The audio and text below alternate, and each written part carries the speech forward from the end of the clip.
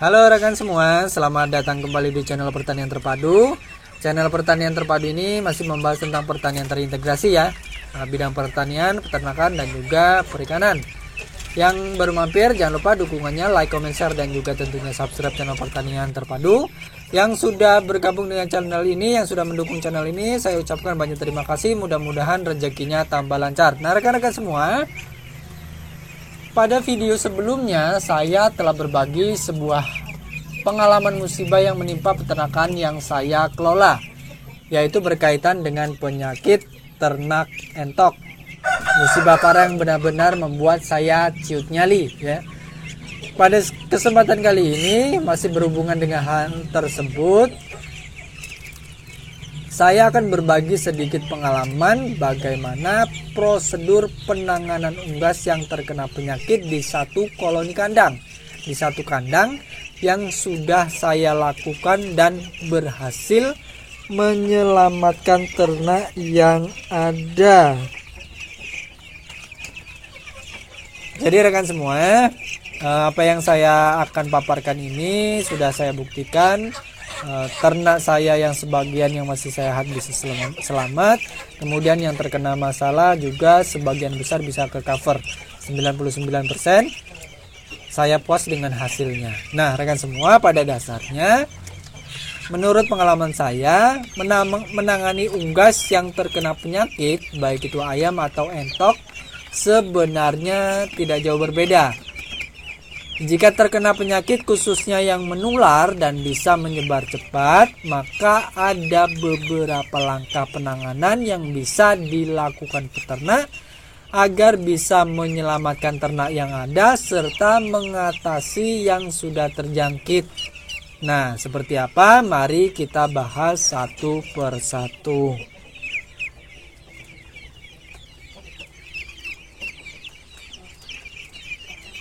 Langkah pertama yang akan kita bahas yaitu kita harus peternak saat ada penyakit yang menyerang baik itu ayam ataupun entok di satu kandang, maka peternak atau kita itu wajib melakukan pemisahan atau pengelompokan.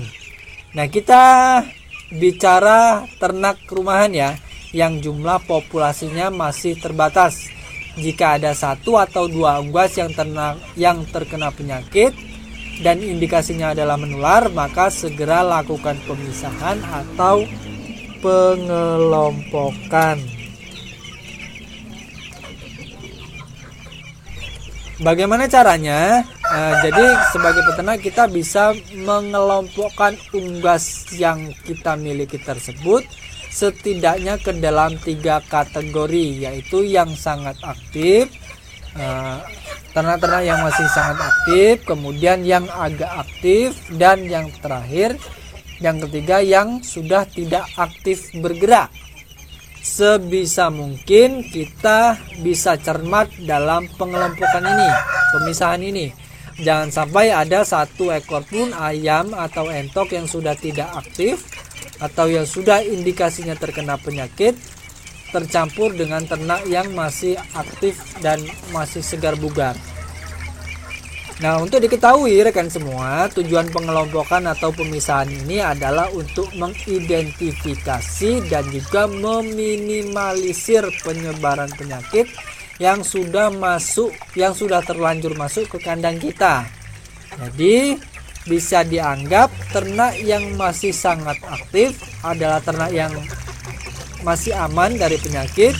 Kemudian yang agak aktif adalah ternak yang sudah terkena penyakit tetapi fisiknya masih bagus. Dan ayam atau entok yang sudah tidak aktif bergerak, indikasinya mereka sudah terkena penyakit dan fisiknya juga sudah mulai lemah.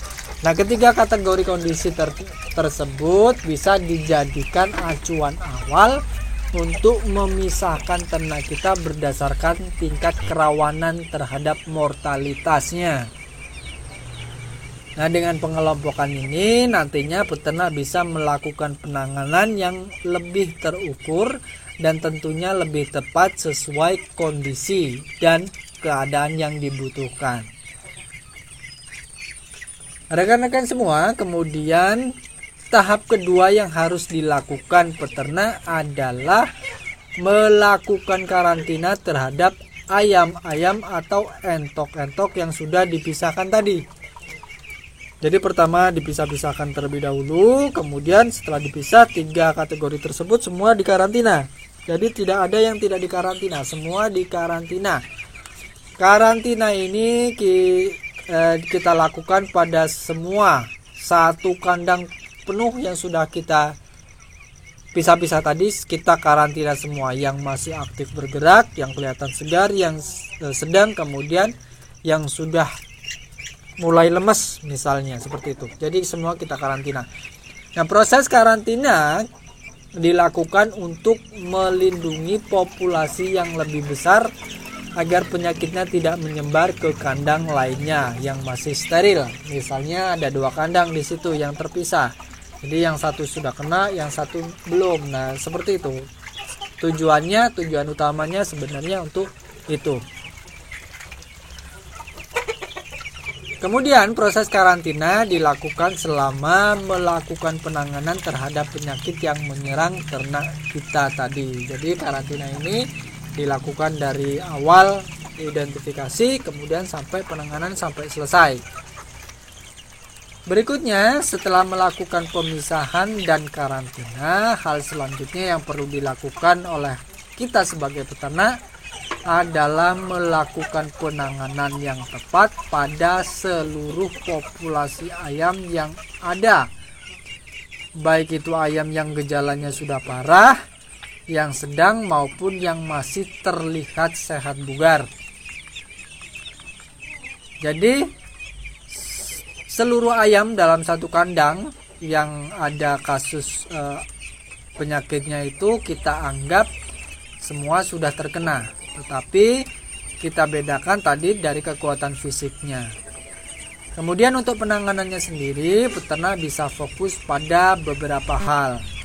Mengenai pakan, misalnya semua ayam atau entok dalam penanganan harus mendapatkan pakan yang terbaik. Dalam masa penanganan penyakit, sebaiknya gunakan pakan pabrikan atau pakan pur yang kandungan nutrisinya itu sudah benar-benar tidak diragukan.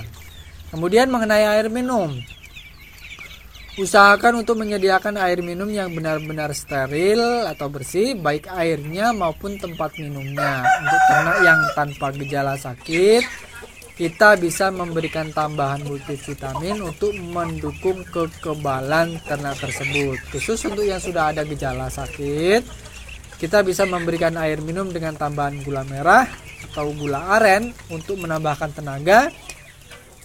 Sedangkan untuk yang sudah ada gejala sakit yang sudah lumayan, kita bisa menambahkan obat-obatan yang sesuai dengan gejala yang ada. Jadi untuk yang ada gejala ya, yang tanpa gejala, yang belum ada gejalanya, kita bisa menambahkan multivitamin atau juga air gula aren ya, gula merah. Itu supaya untuk menjaga fisiknya biar tetap fit, jangan sampai drop. Sehingga kalau ada bibit penyakit yang sudah masuk itu bisa dinetralisir. Nah, begitu. Kemudian untuk yang sudah ada gejalanya, sudah terlihat sakit, nah itu nanti bisa dilakukan penanganan dengan menambahkan obat-obatan yang sesuai dengan gejala. Kemudian selanjutnya rekan semua, dalam menangani ternak yang bermasalah tadi, hendaknya selalu dilakukan pengecekan yang rutin sesering mungkin. Misalnya pagi hari semua kondisi dicek dari kandang karantina yang bergejala maupun yang aman. Ketika didapati ada yang sudah tidak mungkin ditangani, segera lakukan pemusnahan jika diperlukan. Kalau ada kondisi ayam yang tadinya bagus tetapi performanya kemudian menurun, langkah yang perlu kita lakukan adalah segera pindahkan ke kandang yang sesuai dengan gejalanya tadi.